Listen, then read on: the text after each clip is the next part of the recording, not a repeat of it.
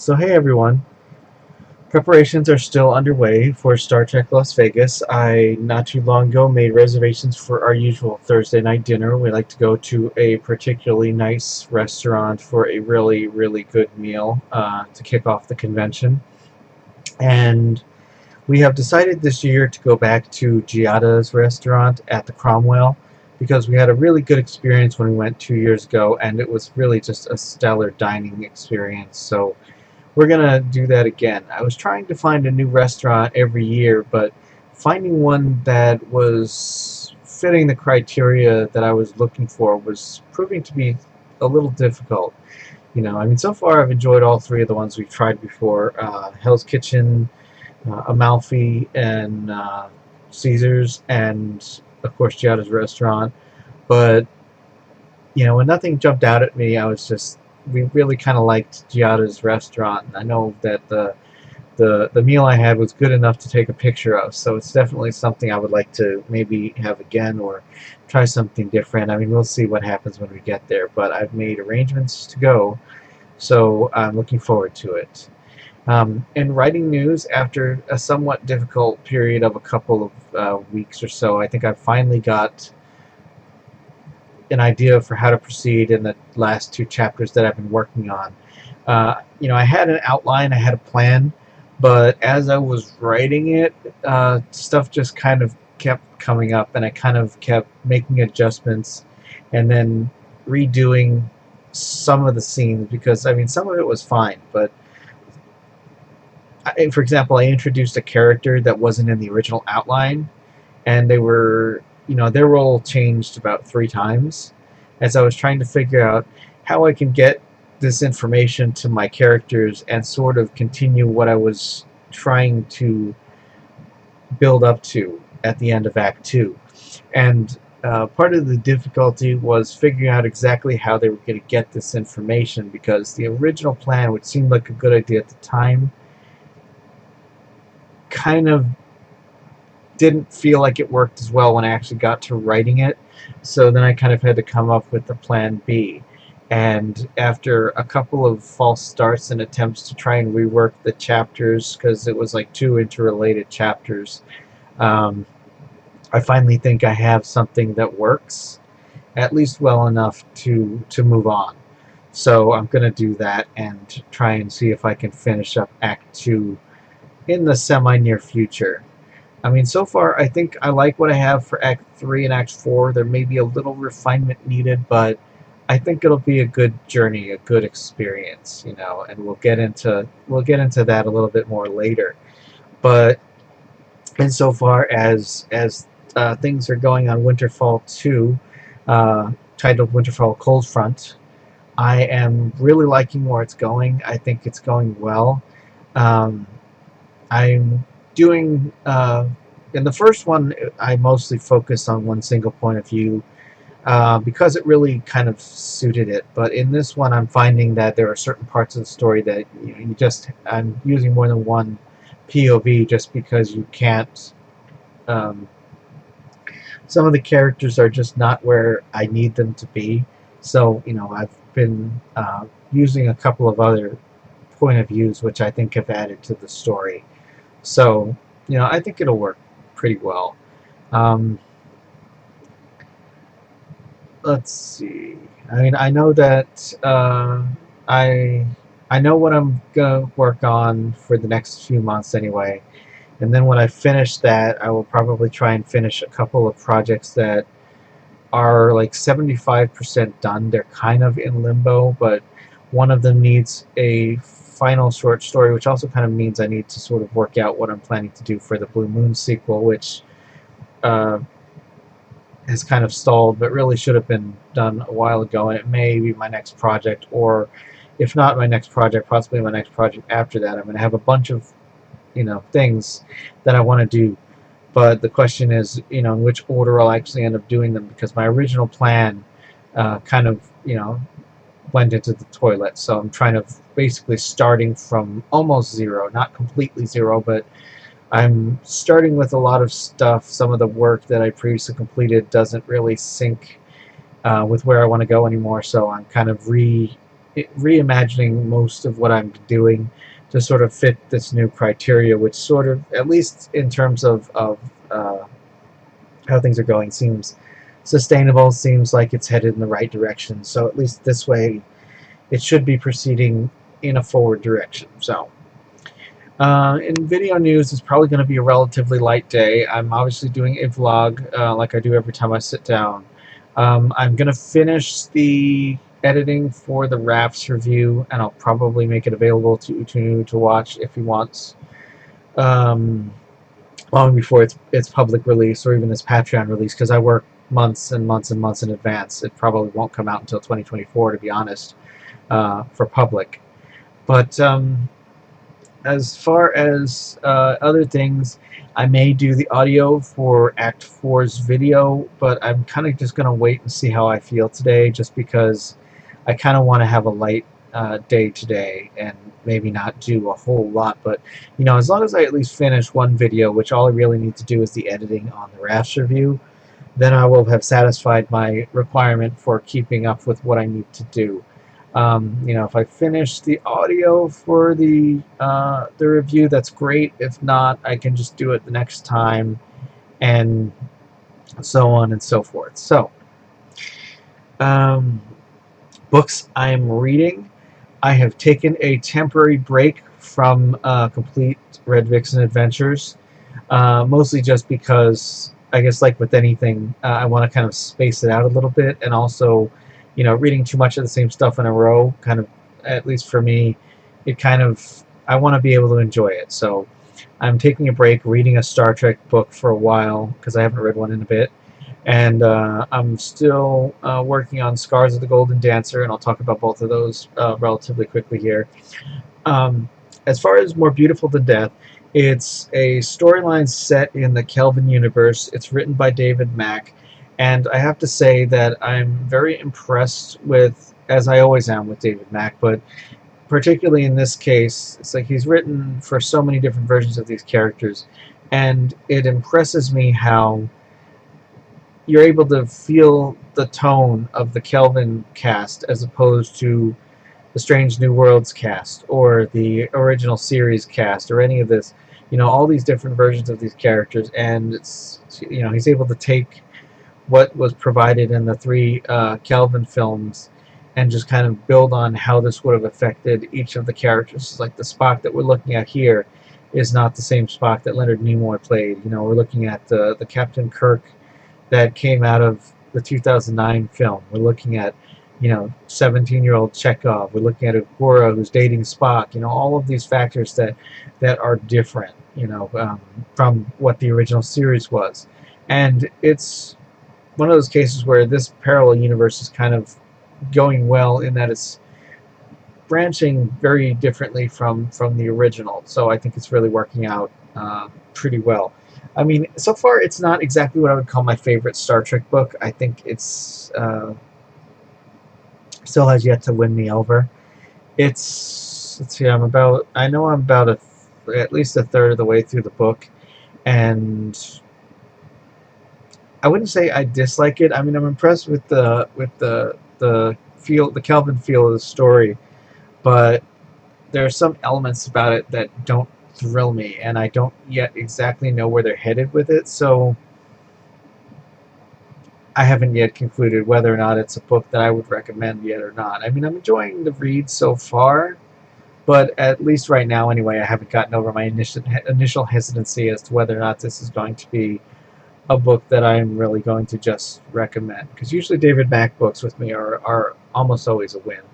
But, you know, while the technical aspects and the Star Trek aspects, you know, are really good, I'm not sure if I like the story yet or not.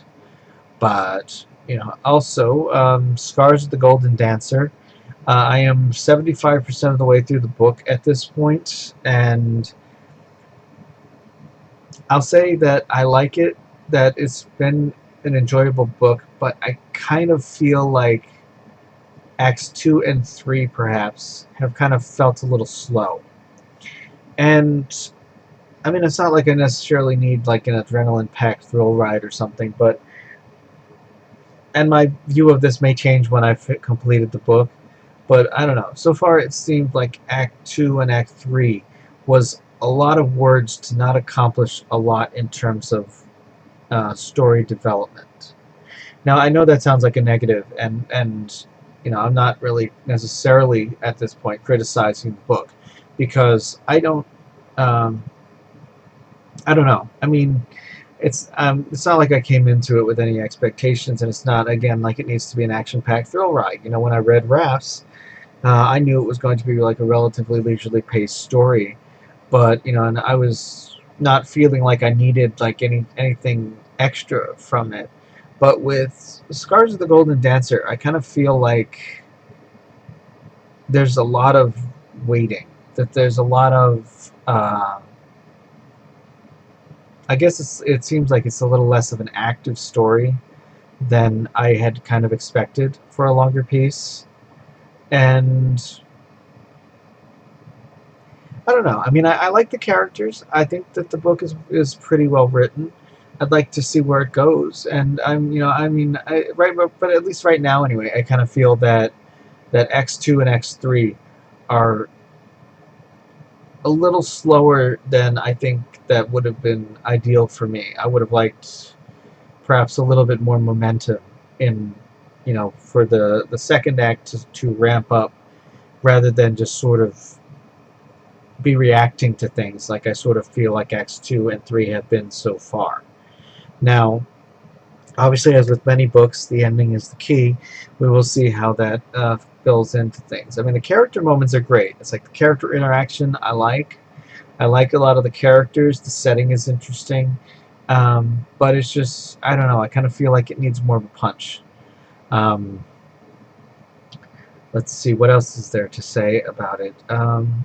Let's see. There is one thing, and I will bring this up during the actual review, but the only thing so far that I would mark as a somewhat of a ding is that the author has the tendency to repeat words and phrases in the same page sometimes.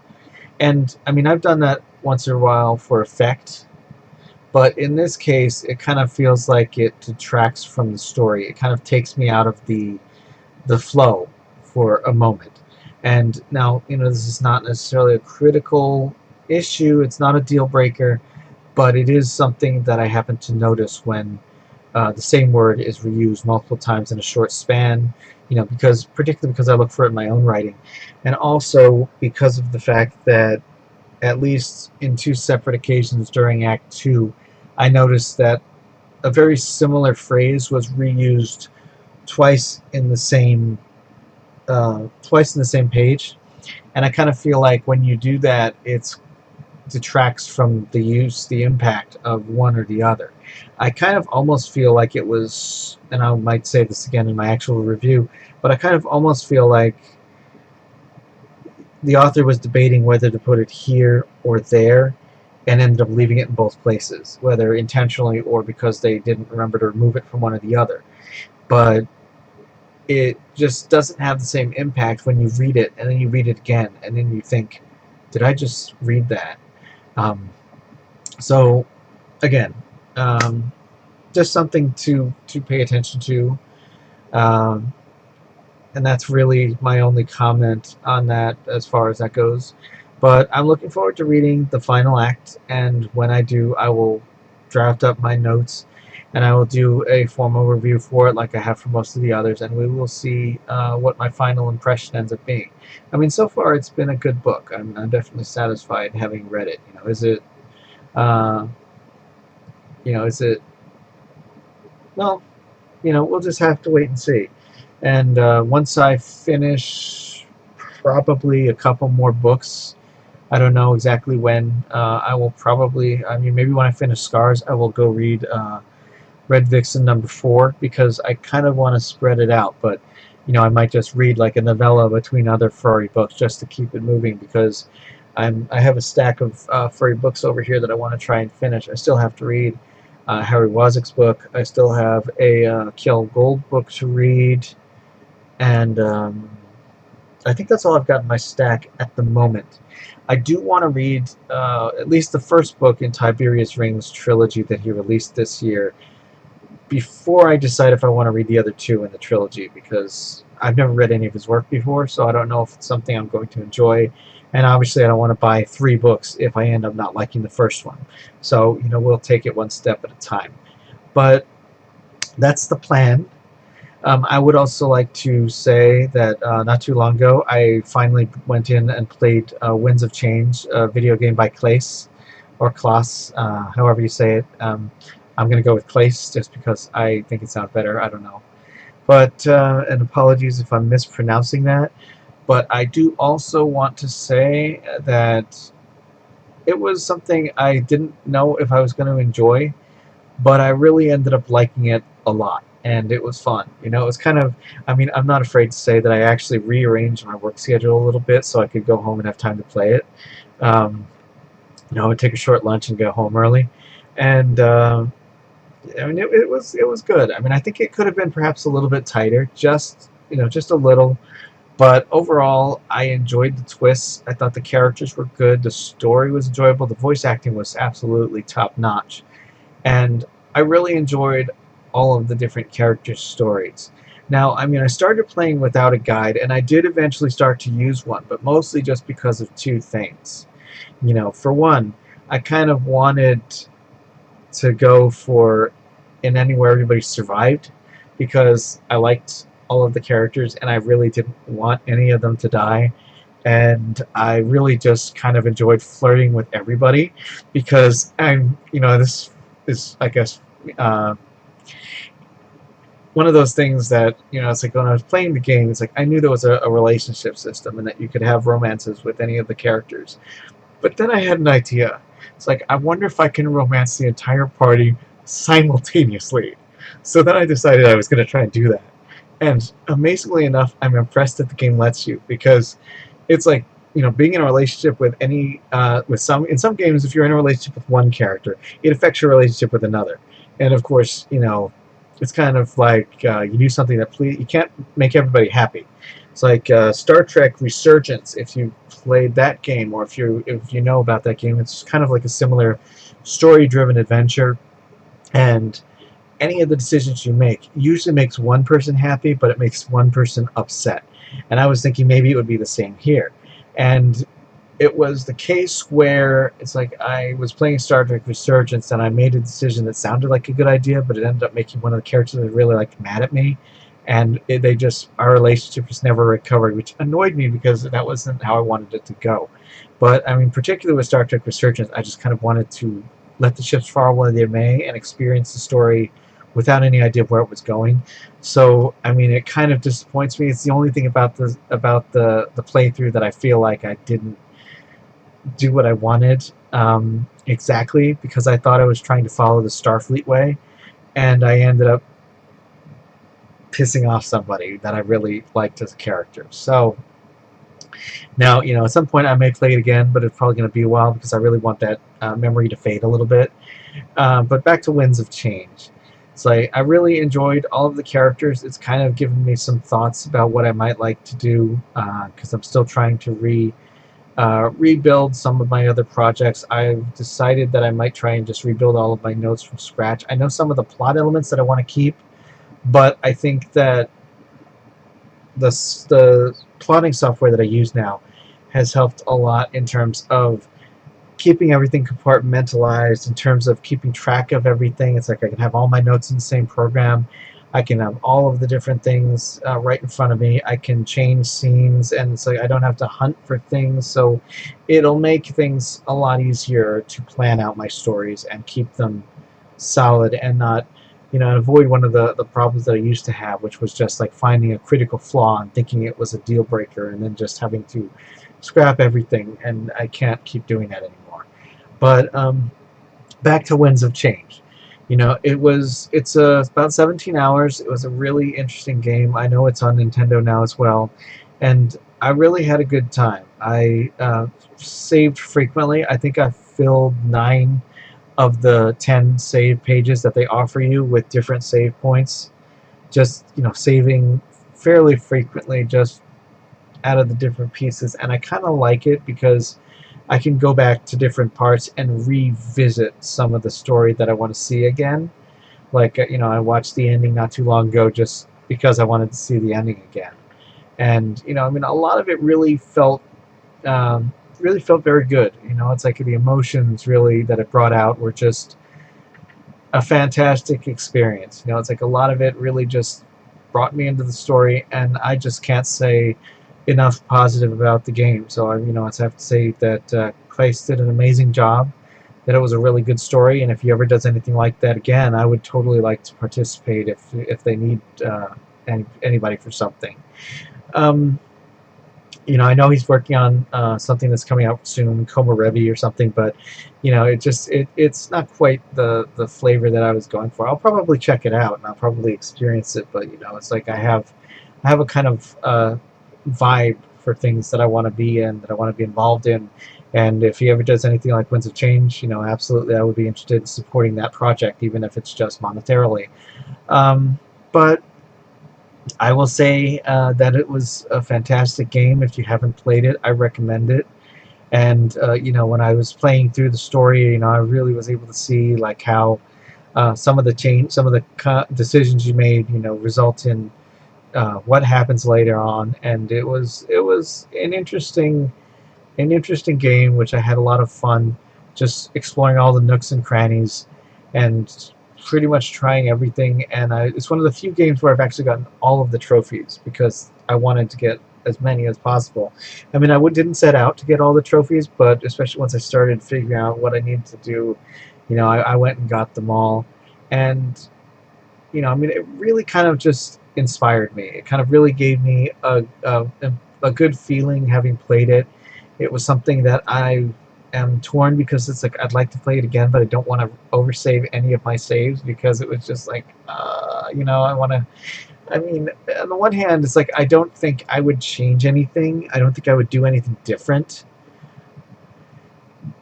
Because I mean, I pretty much went for like the best ending where you have like a polycule or whatever the term is, and it was just like and I don't know, it was just a stellar experience, a stellar game, and I just can't say enough positive about it.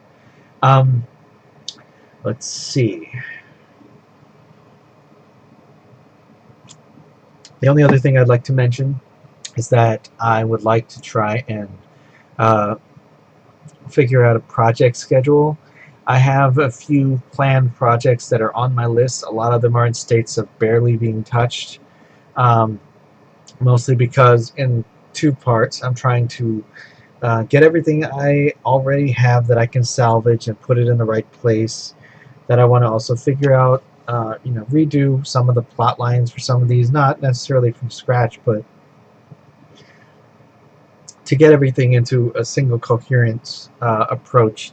Because I think I approached things sort of backwards back in the day. I had ideas for the main plot lines, but I would work on like side stories and backstories to try and fill in gaps. And when you don't even have the main story kind of nailed down, it results in, I guess, things that I thought were going to line up. But in the long run, I think that I would just like to start with the main stories and then build outwards from those rather than the other way around, because I think it will help. And in part because I want to be able to have a more steady internal schedule as far as when things are coming out, what projects are coming next, what projects I want to work on next. It's like I know I've got 5 Winterfall novels planned. I know I want to do a trilogy for Blue Moon at the very least, and an anthology. It's like Journey is supposed to be a trilogy, Sunset's Edge is supposed to be a trilogy. As you can tell, I have a thing for trilogies.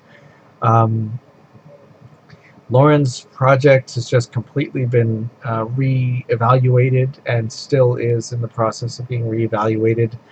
It's like I'm still searching for the specifics, but once I have them, I will pass them along. And for right now, I'm just working on things, making progress. It may not seem like it right now, but I've got a couple of things that I can release, and I want to try and have at least a short story project worked out. But for me, it's always finding the right story.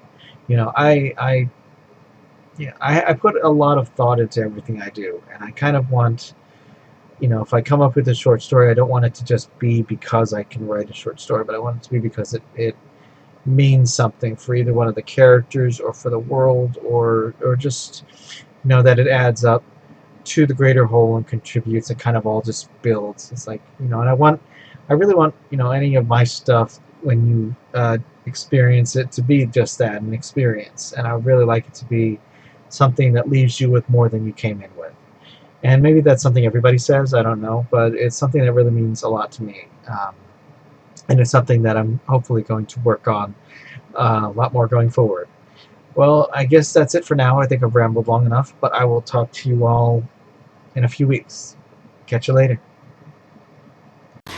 If you like werewolves, check out my book Blue Moon, available in paperback and ebook on Amazon. Thanks for watching. If you liked it, click the subscribe button and leave a comment below. Meow.